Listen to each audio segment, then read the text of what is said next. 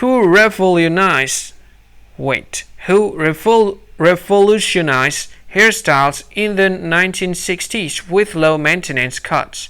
Who revolutionized hairstyles in the 1960s with low maintenance cuts? Now I'll give you a list of the options. The very first option is Vidal Sassoon. The second option is Sally Hershberger. The third option is Raymond Besson.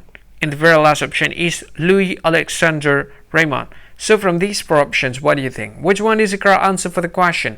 Now I'll give you the correct one, and the correct answer for the question is Vidal Sassoon. So that's the answer for the question, Vidal Sassoon.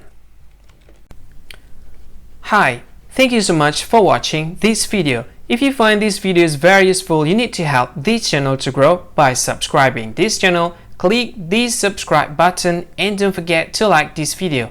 And if you want to share this video with your friend to any social media that you wish, just go ahead, click this button. You can share it to Facebook, Twitter, and etc. etc.